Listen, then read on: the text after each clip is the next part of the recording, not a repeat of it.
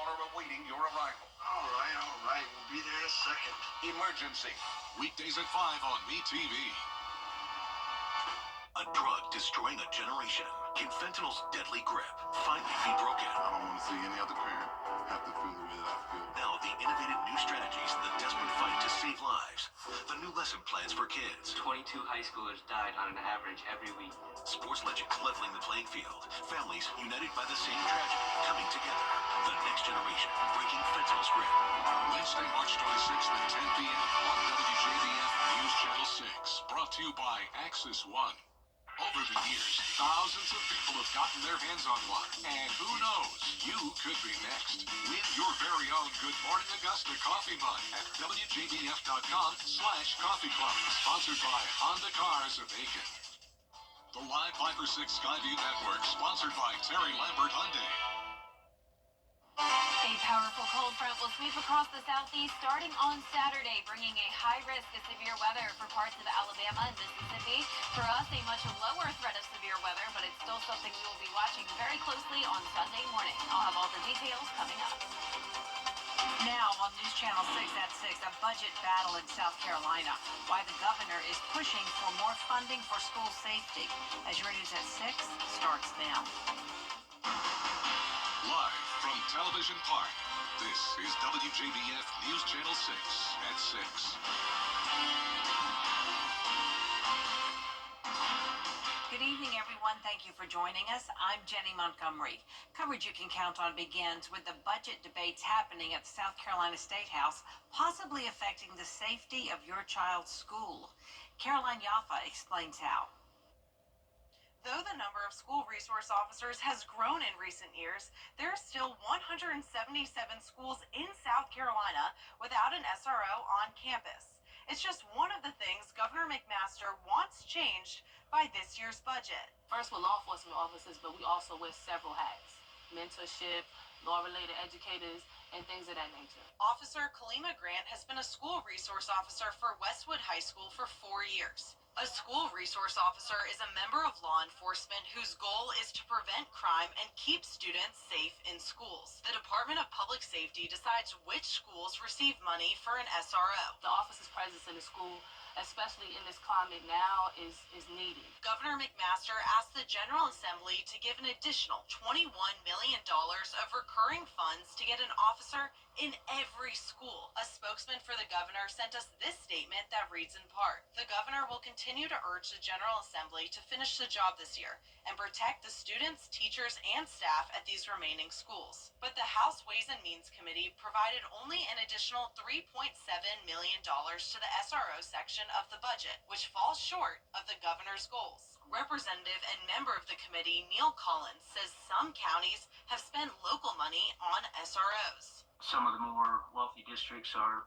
trying to get the state to pay for the SROs, and I completely understand that.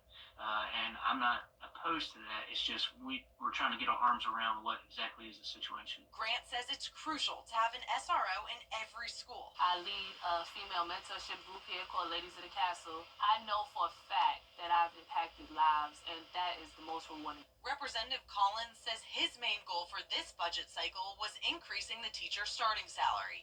In Columbia, I'm Caroline Yaffa. Chief Meteorologist Jenna Petracci joins us now for a check of the weather. Well, Jenny, it's another beautiful day. We do have some cloud cover out there, but no chance of rain, and the warm weather is sticking with us. Here's a live look at our Terry Lambert Hyundai Skyview cam over at Washington Road. We're seeing those puffy cumulus clouds, and it will stay partly cloudy for the rest of our evening. Our almanac just came out, and you can see we have a high of 81 degrees today. That's putting us 10 degrees above our average of 71, and pretty close to that record of 85 set back in 1918. And our low temperature was right on track with average, so it's been much warmer over the nighttime hours and morning hours than it was earlier this week, and it's hard to believe that we had 40-degree weather on Monday, and now we are in the 80s. So the temperature change map is showing a lot of us around 4 to 6 degrees warmer than this time yesterday. Our temperatures are sitting in the upper 70s for the most part. 77 in Thompson and Allendale, 78 in Bamberg.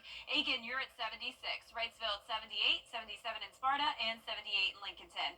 You can see mostly clear skies north of I-20, and then the cloud cover from around Burke County down towards the south. Out to the west, that's where we're watching watching that powerful cold front take shape, and you can already see severe thunderstorm warnings along the border of Kansas and Missouri, and this will continue to gain strength as we get towards the weekend. Dew points are already climbing. We're seeing low 50s. A lot of moisture coming in with that south wind. It's now gusting up, or sustained winds up to 10 miles per hour in Augusta, 11 in Aiken, 9 in Edgefield. So a bit breezy for this Friday night, or pie day, you could say. If you're going out for some Friday night dinner, might as well get a slice of pie with it. Nice excuse for that. Mid-60s by 9 p.m., staying partly cloudy, and as we look ahead, a nice start to your weekend. Get outside and enjoy this weather on Saturday. Sunday, you're going to want to stay inside until the storms pass. We will have that threat of severe weather, followed by a brief cool down on Monday and back to sunshine. Our primary threat on Sunday is the damaging winds, but we can't rule out some flash flooding and an isolated tornado. I'll have the latest on the Futurecast coming up, but back to you, Jenny. All right, thank you, Jenna. Columbia County leaders looking at a resolution to provide property tax relief. This comes after leaders decided to opt out of the statewide homestead exemption. Graham Lee is live in Martinez now to break down what this means for homeowners in the county. Graham? Jenny, after the Board of Commissioners decided to opt out of House Bill 581, they've put District 1 Commissioner Connie Malier in charge to come up with a local homestead exemption.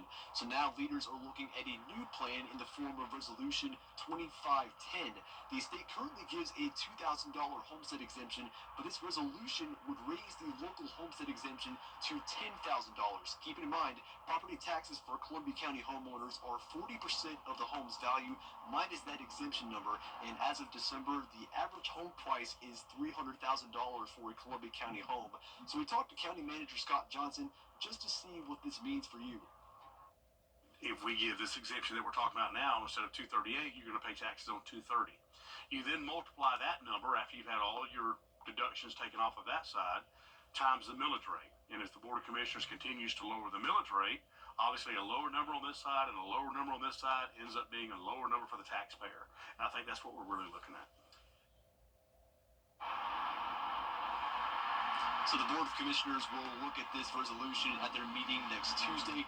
From there, the state delegation will present it to the General Assembly, and if passed, it will go to Governor Kemp. If Governor Kemp signs it, it will be on the ballot for county voters this coming November. Live in Martinez, Graham Lee, WJBF, News Channel 6. Alrighty, Graham, thank you. Well, we've finally made it to Friday, and if you're looking for something to do this weekend and you love food, then a 3-day festival in Augusta is just for you. We're taking a look now at the Foodies Food and Culture Festival in downtown Augusta. More than 70 food trucks and 100 artisans and craft vendors are there. They're lining Reynolds Street and the 5th Street Freedom Bridge.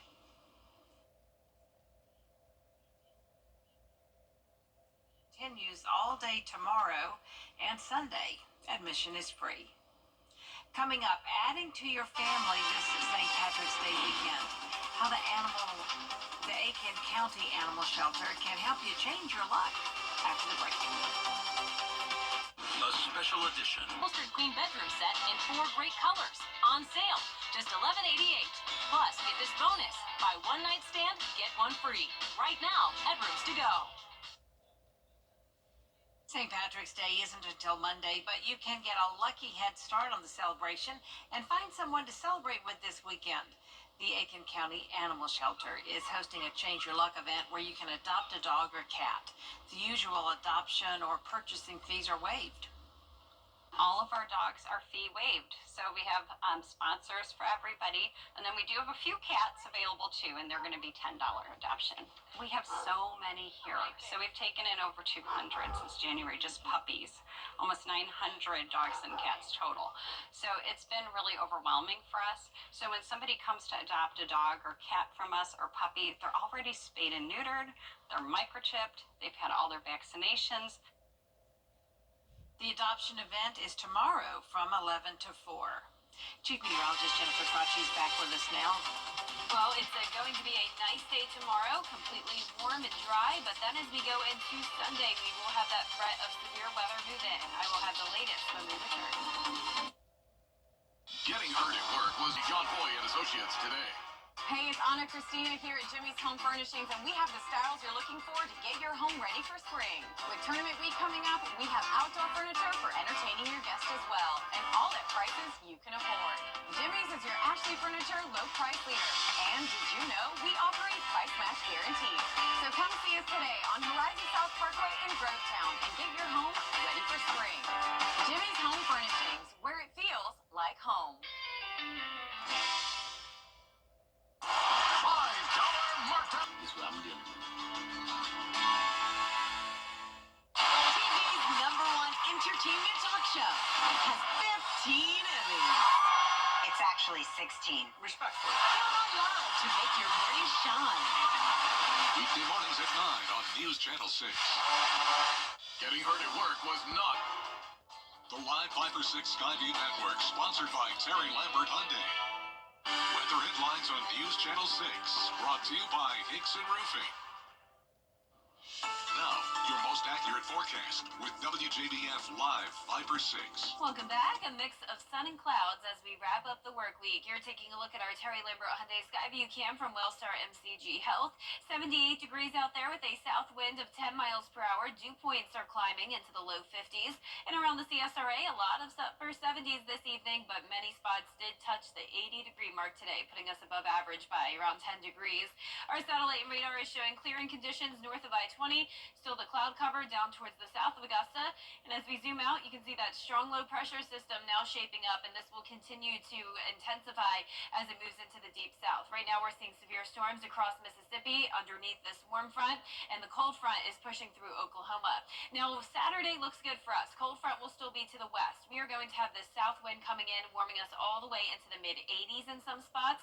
A great day for any outdoor activities, but keep in mind it will be breezy, not a lot of sunshine, and you need to remember to stay hydrated as these temperatures will feel pretty warm, up to 83 degrees. So if you are doing some strenuous outdoor activity, keep that in mind. Our severe weather outlook now has a high risk of severe weather. This is the first time since April 2012 that there's been a day 2 high risk issued, and it's not for us. Can't emphasize that enough. That's out to the west. But if you do have loved ones in Alabama or Mississippi, you need to make sure that they're aware and have a safe place ready to go, or they could evacuate, and that would always be best. So this is Saturday through 8 a.m. on Sunday. For our neck of the woods, we do have that enhanced risk. Level 3 out of 5 is severe weather for our far western counties. That's parts of Wilkes, Tolliver, Hancock, and Washington. And as usual, as these cold fronts come through, they do lose intensity. So by Sunday, this is from 8 a.m. to 3 p.m. Sunday afternoon, we're down to just a slight risk of severe weather, with our main threat being the damaging wind gusts, but we can't rule out some flash flooding and a brief, short-lived tornado or two. Our future cast tonight at 8 o'clock, showing the mix of sun and clouds, winds coming out of the southeast. Then by Sunday morning, we'll see that line develop from Tennessee down to Louisiana, and there will be some strong storms in there, but it really intensifies as we get through the heating of the day in the afternoon hours. This is when those long-lived tornadoes and powerful tornadoes will be likely across Mississippi and Alabama, and even towards Atlanta. A much higher chance of severe weather for western Georgia than over here in eastern Georgia. So by the time we get to around 4 a.m. on Sunday morning, that's when the cold front will be knocking on our door, and we'll have that line of showers and storms come through. So it is losing its intensity, but I do still think some form of severe weather is possible. 4 a.m. on Sunday, you can see that light rain come through first, and then this is that main line that we'll be watching. So around 7 a.m. on Sunday, places like Wilkes County down to Hancock, this is where I'd say it's most likely that we would see that brief spin-up tornado, and as we go through time, it's moving pretty fast. So by 10 a.m., things are already looking better for Richmond County. This is then impacting Aiken, Barnwell, Bamberg, Allendale, down to Jenkins, and then by around 2 o'clock in the afternoon, we're pretty much done with it, and we're already seeing clearing skies. So your entire Sunday is not going to be impacted by this. The second half of the day looks great, but keep in mind that we do have that high likelihood of the damaging winds and around a low to medium chance of tornadoes, hail, and the flooding. So that's what we're going to be watching on Sunday for you. We'll continue to keep you updated all weekend long. The winds are definitely going to be gusty on Saturday as well, up to around 30 miles per hour by the evening hours. And then once we get into the morning, that's when we could see those gusts up to 45. And of course, they'll be higher than that if we do see some severe weather. The rainfall totals will mostly be up to 1.5 inches, but we can't rule out some heavier pockets here and there of up to around 2 inches of rain. After the cold front comes through, we're back to sunshine on St. Patrick's Day and a brief cool down, high of of only 67.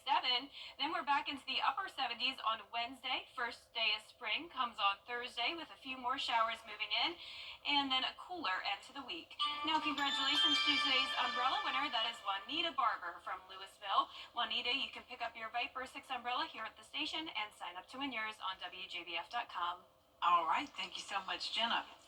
Relief groups continue to help clean the damage from Hurricane Helene. The Augusta CSRA chapter of Habitat for Humanity has received $100,000 in grant money. For now, it will go toward those living in Richmond and Columbia counties. You must apply to be accepted and then follow a process to receive the funds. What we do is we go and we see if we can repair it, or we can work with a subcontractor to repair it, and then we go ahead and pay that on their behalf. And if they have insurance funds, they can contribute back, which would stretch our dollars even further. But we cover whatever your insurance isn't covering. To apply, just find the story on our website, WJBF.com. Coming up, the Clemson Tigers are moving on to the ACC tournament semifinals against Louisville. Stay tuned to hear what Coach Brad Brownell has to say about the matchup in sports. Every day in America. At 4 on CW6. Brought to you locally by Busby's Heating and Air. When quality matters, call Busby's. Trusted since 1945. Every day, ordinary people in the CSRA do extraordinary things to serve our community. Each month, News Channel 6 recognizes these outstanding volunteers with the Giving Your Best Award. Do you know an everyday hero who goes the extra mile to help others? Nominate them for the Giving Your Best Award by visiting WJBF.com and filling out the entry form. Sponsored by Science Co., Beat Lot Augusta, Security Federal Bank, and News Channel 6. To get the weather, you need to see the whole picture. That's why Live Fiber 6 gives you the Skyview network. Get a live view of traffic and weather from all over the CSRA. Available online 24 hours a day at WJBF.com and the free Live Fiber 6 mobile app. The WJBF Live Fiber 6 Skyview network, powered by Terry Lambert Hyundai. Low prices, big selection, and committed to quality customer service. Children First on WJBF News Channel 6 is sponsored by Bridgestone, solutions for your journey. Now, WJBF sports coverage you can count on. The Clemson Tigers are semifinals bound in the ACC men's basketball tournament after narrowly beating SMU 57-54 for their 9th consecutive victory. The Tigers were tested in that first game on in the tournament, with SMU leading most of the second half. Now, Chase Hunter led the team with 21 points, winning his 110th game in a Tiger uniform. Defensively, though, the Tigers held SMU to 54 points, its fewest points allowed in the ACC tournament since 1980. Now, Clemson still in the hunt for their first ever ACC title, facing off against a Louisville team for the 16th time overall in program history. The last time these two teams met, the Cardinals edged out the Tigers 74-64. Tip-off set for 9:30 p.m. at the Charlotte Spectrum Center. We've got to guard as a team, develop a plan to try to, make it hard for them. And then offensively, we got to relax and just play better. We got to relax, enjoy this moment a little bit more, and not play so stressed. Playing games like that where you have to grind and get through it, and going on through this tournament against good teams, like, you're going to have to do that. So our first game being like that and showing that we're able to just power through and finish out the game with the victory, that's strong for us moving on the rest of the season. And in the D2 NCAA tournament, 24th ranked the Pacers are the number 2 seed heading into the first round. Their opponent, Catawba, is actually somewhat familiar to them as the Pacers beat them 81-79 in the second game of the regular season. Now, the Augusta men are also playing at Columbus State. They'll take on Lenore Rhine. If both of these teams win, then they'll face each other on Sunday at 5 o'clock. The News Channel 6 sports team will be on site for both of those games. Now, due to inclement weather, AU's tip-off time now set for 10 a.m. USC Aiken will play at 12:30. And the AU Invitational kicked off their practice round this afternoon. 13 colleges are in the field, including Michigan, Michigan State, Texas Tech, Coastal Carolina, and Georgia Southern.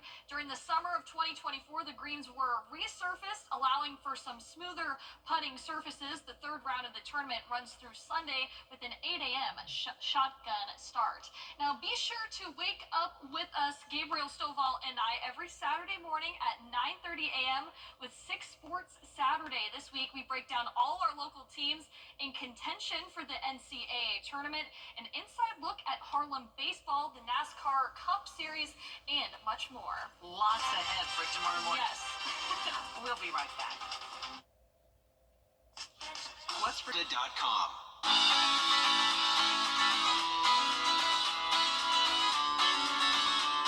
Follow News Channel 6 on Instagram. Kroger Boost for everyone. Your 10-day forecast is showing a nice dry day tomorrow, up to 84 degrees. Then on Sunday, we'll have that chance of severe weather in the morning, followed by a cool down and sunshine Monday through Wednesday of next week. First day of spring comes on Thursday with our next chance of showers. Food for thought in downtown Augusta. We told you about the Foodies Festival and the far-reaching fondness for food trucks. And a good name means good business out there somewhere with George Escala. Dozens of food trucks all in a row. What could be better? That's what we do. We just make it fun so people can talk about it and have a good time when they come here. This Foodies Festival is a feast for the senses. Of course, there's the wonderful aromas, but the trucks can be eye-catching, colorful, with eye-catching names. A lot of very unique names, some that make you laugh and some that make you question them. This pastry truck is so insane, you need a straitjacket. So it makes sense that right nearby is the Nut House.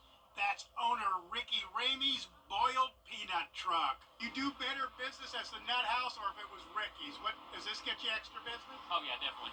Definitely. Nobody likes Ricky. Everybody likes the Nut House, right? You cook in a wok and serve lobster, so Nash, your food truck name is called Wok Lobster. Lehman Powell knows Lehman's food truck is not a better name than Wok Lobster. Oh no, you got Lima don't bring people out, but Waco does. And then everybody loves the B-52s, the Wok Lobster. Boy, does your hair look terrible. Are you really wearing that? Hey, what do you expect? I'm standing at the jerk spot. You got guys that come and they love it. You know, these guys are coming, it's a big thing for them. Oh, we're coming to the jerk spot. And so, I mean, it's just fun, man, and we love it. It's a place where it's fun to get fed up. Out there somewhere in Augusta, George Escala, WJBF News Channel 6. Oh, that's good. I'm sure there are all kinds of fun names out there. Yeah, so funny, and it all sounds so good. It does. It does. You know, it smells great out there, too. That's our report from everybody. Thank you for watching. News Channel 6 continues at 7. Good night.